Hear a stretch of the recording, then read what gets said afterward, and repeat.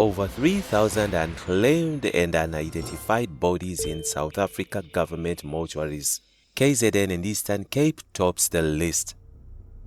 The African Transformation Movement ATM has expressed concern over revelations that more than 300 unclaimed and unidentified bodies remain in the government mortuaries, with KwaZulu-Natal leading with over 1,000 cases, following by the Eastern Cape with more than 500.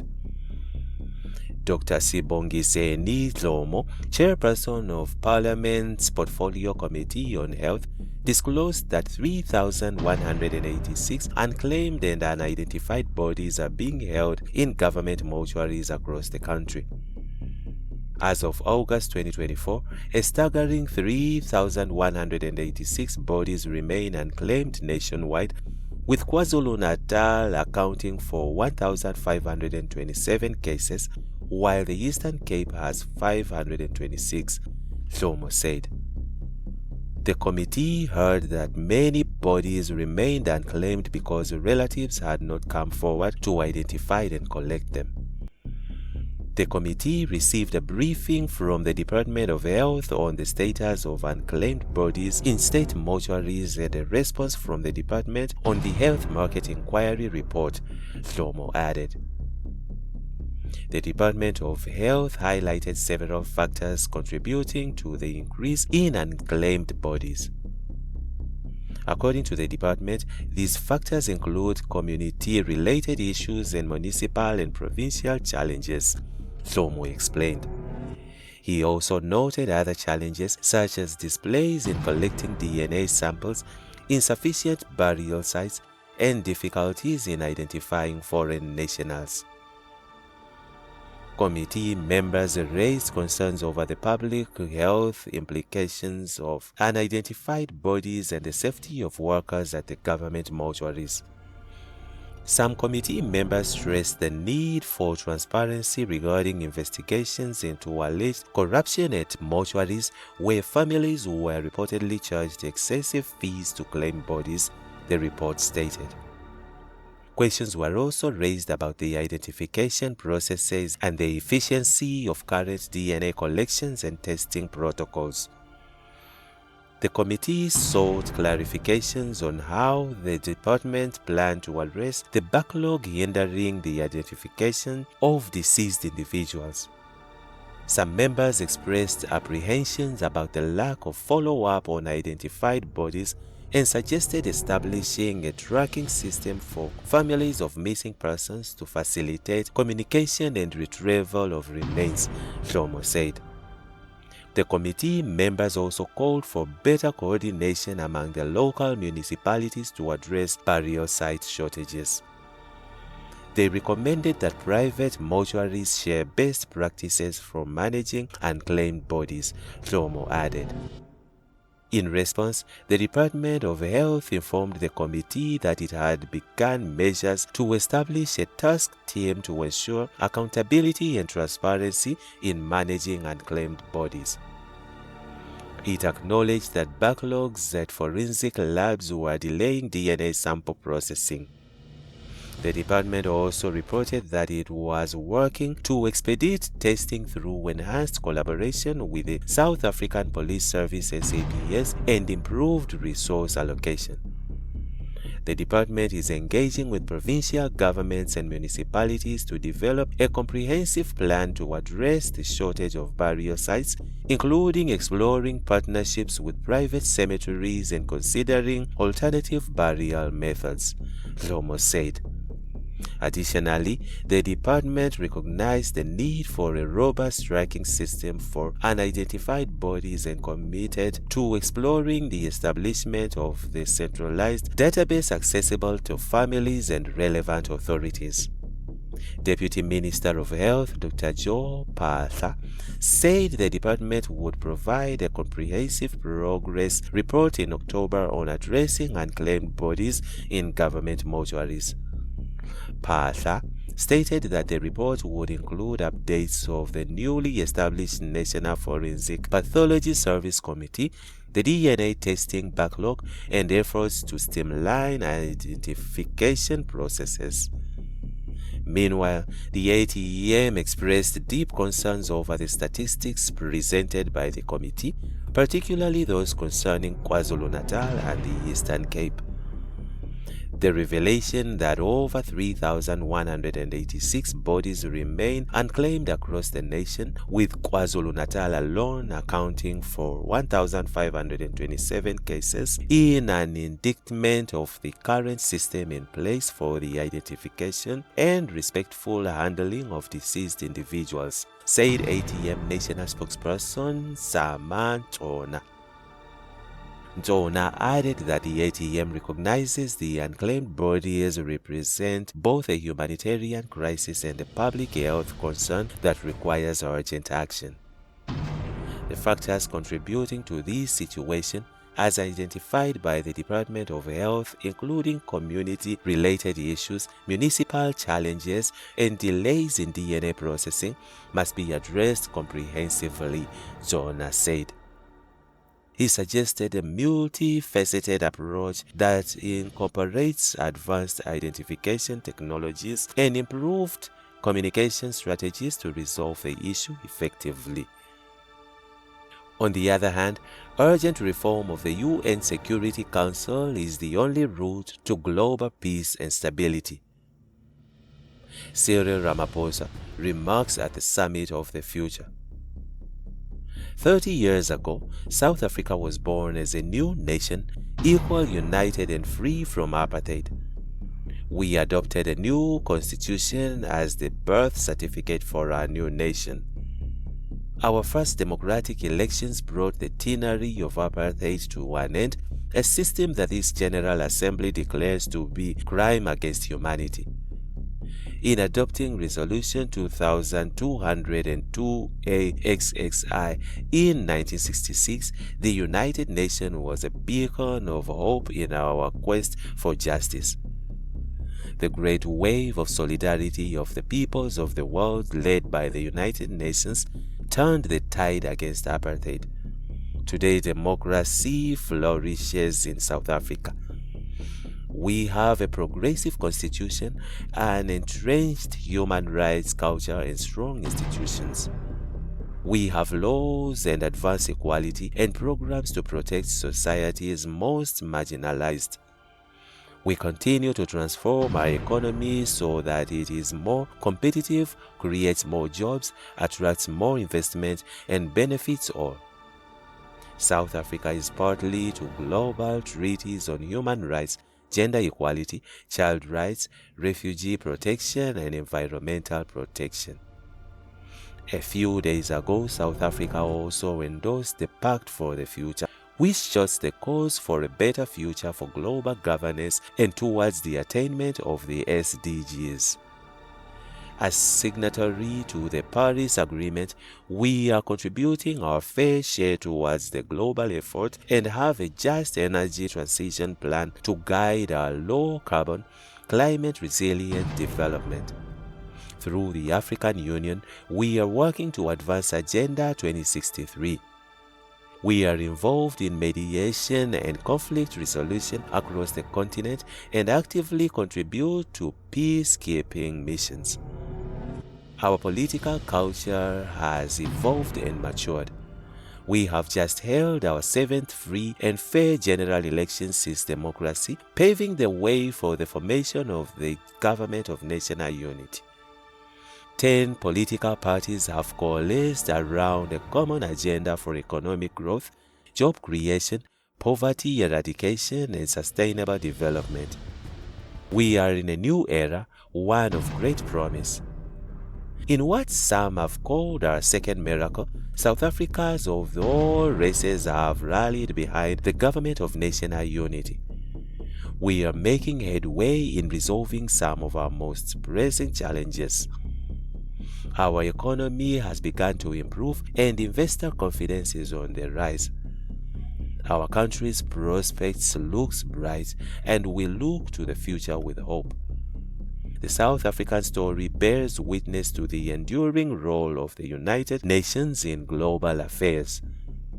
In supporting our struggle, the UN affirmed the principles of the UN Charter, fundamental human rights, the dignity and worth of every person, and the equal rights of nations large and small. It affirmed the aspiration contained in the Universal Declaration of Human Rights that we should strive for a world free and barbarous acts that outrage the conscience of mankind. Genocide was declared to be the stain on the conscience of the world, and the world community took a stand against it. Apartheid was declared a crime against humanity and a stain on the conscience of the world. The United Nations took a stand against it. These were crimes against humanity then, and they are crimes against humanity now. It has been 11 months since the Hamas attack that killed 1,200 people and where hostages were taken. As South Africa, we have condemned this attack. In response, Israel embarked on collective punishment in its assault on Gaza. The torment of the people of Gaza continues unabated. More than 40,000 Palestinians have been killed. Homes, hospitals, and schools lie destroyed. Famine and disease stalk the streets. This cannot but shock our collective humanity. The violence and Palestinian people are being subjected to is a grim continuation of more than half a century of apartheid. We South Africans know what apartheid looks like. We lived through it. We suffered and died under it. We will not remain silent and watch as apartheid is perpetrated against others. Through the United Nations and the instruments it wields, we must end this suffering.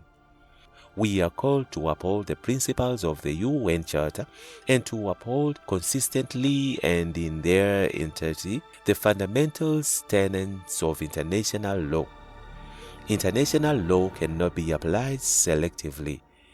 No one state is more equal than the other.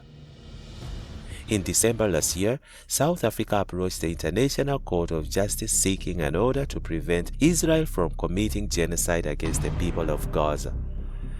We did so in terms of our obligations as a state part to the Convention on the Prevention and Punishment of the Crime of Genocide. As South Africa, we welcome the support that a number of countries have given to the case that we launched at the ICJ. The ICJ's orders make it clear that there is a plausible case of genocide against the people of Gaza. They further make it clear that states must also act to prevent genocide by Israel and ensure that they are not themselves in violation of Genocide Convention by aiding or assisting in the commission of genocide. We reiterate our call for an immediate ceasefire and for the release of all the hostages. The only lasting solution is the establishment of a Palestinian state existing side by side with Israel, with East Jerusalem as its capital. Our moral conscience further demands that we exert every effort to bring peace to the Democratic Republic of Congo, to Sudan, to Yemen, to Ukraine, and to the troubled Sahel region. We must realize the aspirations of the people of Western Sahara to self-determination. Achieving and maintaining peace and security requires the collective will of the community of nations. It requires that the UN Security Council is representative and inclusive. 78 years since its formation, the structure of the UN Security Council remains largely unchanged. Africa and its 1.4 million people remains excluded from its key decision-making structures. The Security Council has not fulfilled its mandate to maintain international peace and security. The UN Security Council must be reformed as a matter of urgency. It must become more inclusive so that the voices of all nations are heard and considered. Africa stands ready to play its part in building a safer global order. The African Union and its member states are engaged in mediation, dialogue, and diplomacy across the continent to create conditions under which peace and development can take hold. There must be greater collaboration between the AU and the UN towards resolving these conflicts and also in addressing their root causes. Pandemics and epidemics pose a serious threat to us all. We are concerned by the spread of mpox across the world and Africa in particular. We urge the international community to mobilize vaccine stockpiles and other medical countermeasures for deployment where they are most needed. Economic prosperity is key to sustainable peace. Through the African Continental Free Trade Area, we are establishing the foundations for a massive increase in trade and investment in infrastructure. The AFCFTA will further integrate regional economies and accelerate Africa's industrialization. The climate crisis is now a full-blown climate emergency. The impacts have been swift and devastating. Extreme weather such as flooding, fires and droughts is wreaking havoc on societies, economies and livelihoods. Despite being least responsible for the climate change, developing economy countries and particularly African countries are on the front line. As South Africa, we remain committed to contributing our fair share to reduce global emissions, guided by the principle of common but differentiated responsibilities and respective capabilities. We have adaptation and mitigation programs and policies in place and have passed a climate change bill to further support our emissions reduction targets. It is essential that climate actions do not deepen global inequality or stifle the developmental aspirations of the global South. The industrialized nations are not honoring their climate commitments, and we repeat the call for predictable and sustainable financing for climate action. We must operationalize the agreed-upon climate financing and capacity-building instruments to advance mitigation and adaptation. Pursuing sustainable development necessitates that those with the means should support those who lack them. The world faces an annual financing gap of $4 trillion to achieve sustainable development. We call on better resourced countries to scale up their levels to support the developing nations. Debt is the milestone around the neck of developing countries, stifling their potential. Debt servicing is robbing countries of much-needed funds for health, education, and social spending. South Africa endures the UN Secretary General's call for reform of the global financial architecture to enable developing countries to lift themselves out of the quicksand of debt. We must commit to systems for financial development that are more accessible, agile, and equitable. In 2025, South Africa will assume the presidency of the G20. We will use this important role to advocate for the peoples of Africa and for all the global South. South Africa welcomes the adoption of the Pact for the Future. It is a platform for us to focus on those actions we need to take together to build a world in which the equal worth of every person and the equal worth of every country is recognized and valued. We particularly welcome the commitments to place poverty eradication at the center of all our efforts and for the SDG financing gap in developing countries to be closed. The disparities in wealth and development within and between countries is unjust and unsustainable. We must continue to strive for equal treatment, opportunity, and advancement for all individuals and nations. The Pact for the Future must reinvigorate international solidarity. Like veins that carry sustenance to every part of the body, solidarity is the lifeblood of human progress. It binds us together to nourish the greater good. Cyril Ramaphosa is the President of South Africa. This is an edited version of his statement to the 79th session of the UN General Assembly held on September 24, 2024 in New York. And that's it from INJIBS Network. Stay tuned to our celebrity and gossip news.